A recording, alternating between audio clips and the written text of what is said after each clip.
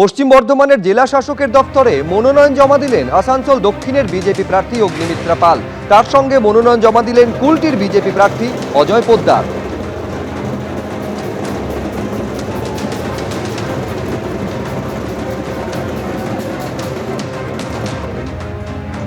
পাণ্ডবেশ্বর বিধানসভা কেন্দ্রের বিজেপি প্রার্থী জিতেন্দ্র তিওয়ারি মাছ নিয়ে মনোনয়ন জমা দিতে গেলেন তিনি।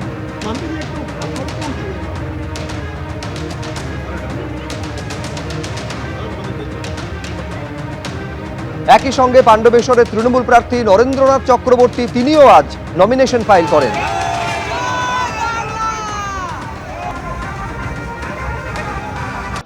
এই মুহূর্তে খবর পাচ্ছি নতুন করে প্রদেশ কংগ্রেসের দপ্তর বিধান ভবনে বিক্ষোভ তৈরি হয়েছে। এই নতুন করে বিক্ষোভ কেন তৈরি হলো, উজ্জ্বল মুখোপাধ্যায় আমাদের প্রতিনিধি রয়েছেন সরাসরি। উজ্জ্বল,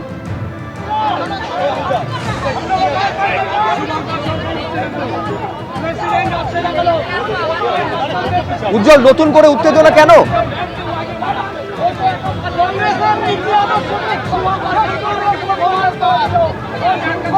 দেখো, এই মুহূর্তে কিন্তু আবার কংগ্রেস অফিসে দুমদুমার পরিস্থিতি আমরা যেটা দেখতে পেলাম। কংগ্রেসের বিক্ষুব্ধ গোষ্ঠী বা বিক্ষুব্ধ কংগ্রেস কর্মীরা তারা ভেতরে দাঁড়িয়ে ধর্ণা দিচ্ছিলেন, তারা ভেতরে দাঁড়িয়ে তারা বিক্ষোভ দেখাচ্ছিলেন। হঠাৎ করে এই প্রদেশ কংগ্রেস দপ্তরের ভেতর থেকে কয়েকজন কংগ্রেস কর্মী তারা স্লোগান দিতে দিতে নেমে আসেন। সংখ্যায় ছিল প্রায় 15 থেকে 20 জন, এবং আসার পর এই যারা এখানে দাঁড়িয়ে বিক্ষোভ দেখাচ্ছিলেন তাদেরকে মারতে মারতে ভেতর থেকে বের করে দেওয়া হয়। পুলিশও তাদের সঙ্গে ছিল এবং এই কংগ্রেস কর্মীদেরকে কিন্তু একেবারে মারধর করে ভেতর থেকে বের করে দেওয়া হয়েছে। লাঠি মেরে ঘুষি মেরে তাদেরকে ভেতর থেকে বের করে দেওয়া হয়। পরিস্থিতি, লাঠি ঘুষি কিল চর রক্তারক্তি কাণ্ড একেবারে বিধান ভবনে। উজ্জ্বল, ধন্যবাদ। বাগদা বিধানসভা কেন্দ্রের বিজেপি প্রার্থী হিসেবে সোমা ঠাকুরের নাম গতকালই প্রকাশ করেছে দল। আর প্রচারে বেরিয়ে বিজেপির প্রবীণ নেতার অসন্তোষের মুখে পড়লেন বিজেপি প্রার্থী। তিনি বলছেন, বাগদায় তো গরু ছাগল বাস করি, এটা বাগদার মানুষের কথা, আমার নয়। দীর্ঘদিন ধরে বাগদার মানুষ বঞ্চিত। প্রার্থীর সামনেই বললেন বিজেপির প্রবীণ নেতা।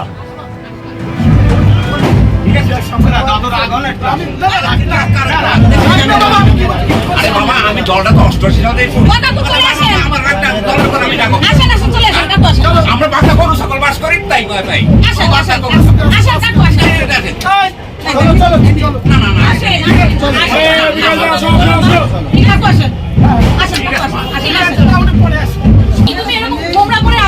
কাকু উঠে আসেন তো দাদা, আমরা জয়যুক্ত হতে পারি।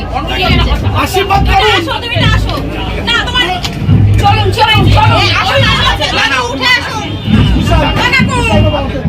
দল যাকে পাঠিয়েছে প্রার্থী তো আসতেই পারে বা আসবে, তাকে আমি কেন কথা বলবো? আমি কথাটা আমার দলের উদ্দেশ্যে কথাটা বলা, প্রার্থীকে আমি বলিনি না। কথাটা এখানে আমার পার্টির জেলা সভাপতি ছিল, সেই উদ্দেশ্যে সবার উদ্দেশ্যে আমি বলেছি যে আমরা বাগদায় মানুষ বাস করি না। সেটাই চেয়েছিলাম যে বাগদা থেকে যে কোনো ABCD ভূমিপুত্রই হোক, বাগদাবাসীর আবেদন ছিল এইটাই।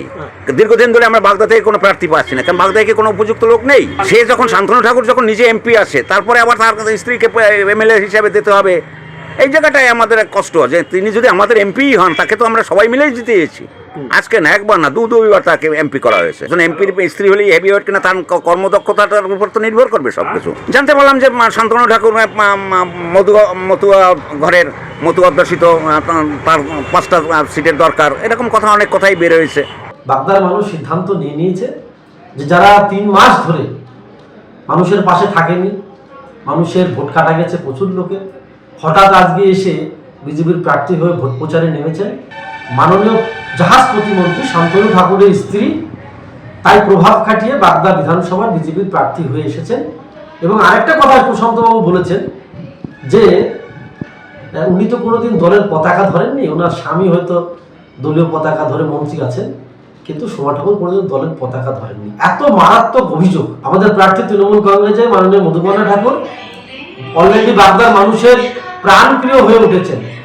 মধুপর্ণা ঠাকুরের জেতাটা শুধু সময়ের অপেক্ষা। আর 4 তারিখ যখন রেজাল্ট বেরোবে তখন দেখবেন সবাই সবুজ আবির খেলছে, কারণ বিজেপির কার্যকর্তারাই বলছে যে কোথায় কি হবে জানি না, কিন্তু বাগদায় বিজেপির ফল ভালো হবে, এর দ্বারা প্রমাণিত। ABP আনন্দ, এগিয়ে থাকে, এগিয়ে রাখে।